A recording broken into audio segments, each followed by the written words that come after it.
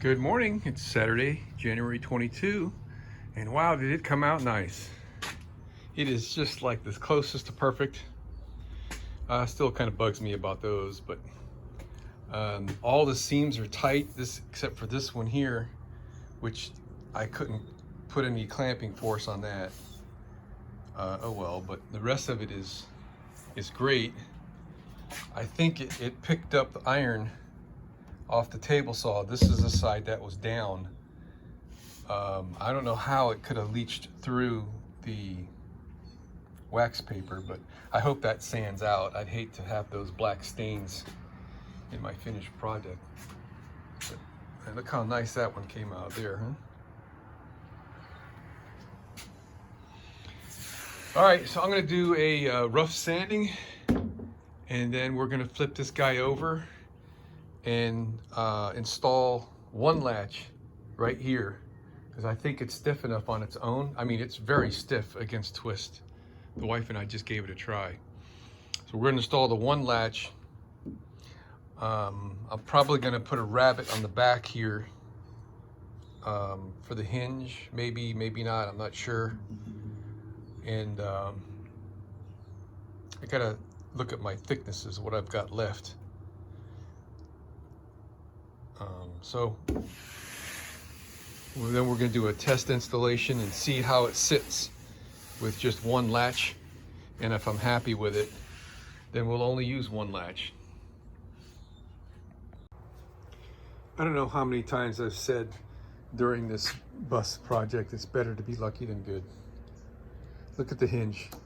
I had this piece and I've been looking all over my garage for some more, and I've got a little plastic one of these guys up there with just remnants of hinges and latches and stuff, and there's two little pieces and they weren't enough.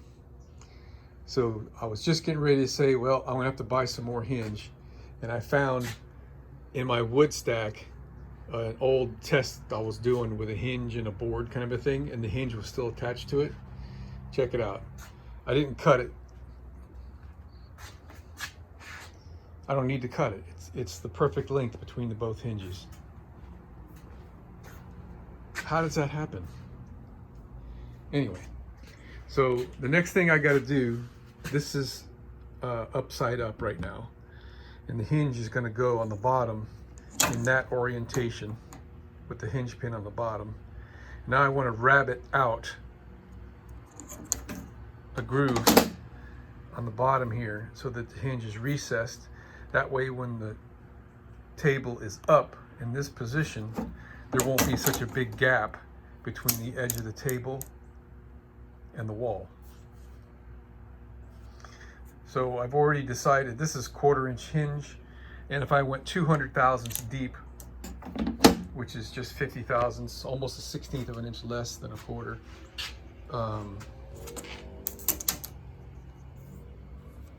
dang it.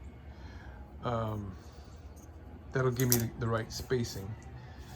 And now I'm thinking, I want to give this a nice big round off on all the corners.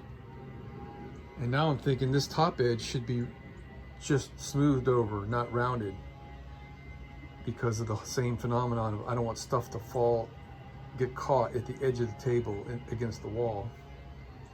I'm glad I thought of that.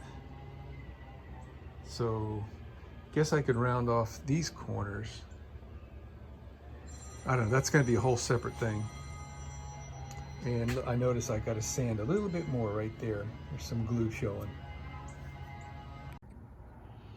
Okay, it took me a while. I don't know if it's just getting old or what, but sometimes it just takes a long time to figure out how I'm going to do what I'm going to do. Well, at least I think I know what I'm going to do.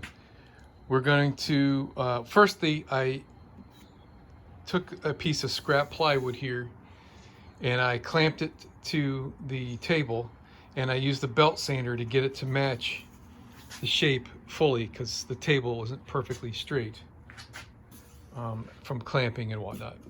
So now what we're going to do is we're going to set this back enough so I can put my router here like so, and use that other piece of plywood there as a fence, so I can run a straight line. So it's going to be quite tedious, but we're going to first set the router, cutting maybe, you know, 1/4 of an inch or so off the tip, and adjust the depth of cut to get the 200 thousandths depth that we want this way. And then we'll take multiple passes and reset the depth of the bit until we get down to the 1.1 inches that we want. And I need to make sure I'm working on the bottom side. Yes, I am. I marked it. Okay, let's see if I can make this happen. Okay, we're making great progress.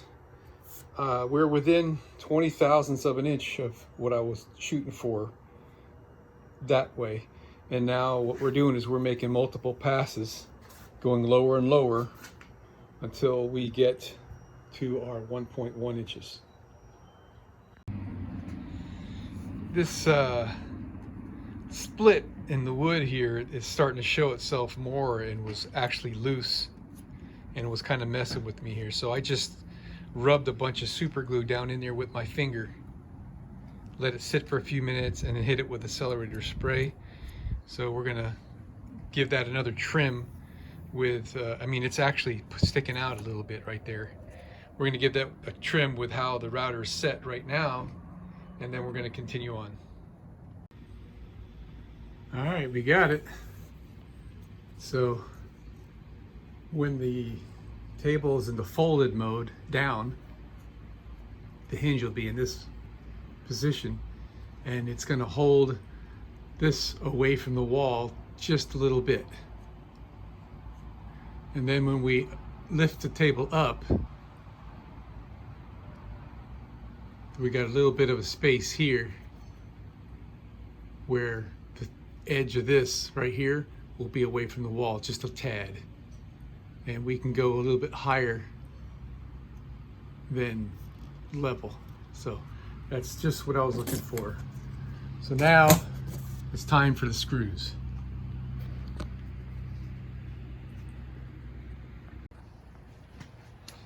Okay, I got one at each end of each piece. And now I'm just going to go ahead and drill all the holes. And I'm using my drill guide that this must be, gosh, at least 10 years old, maybe more than that.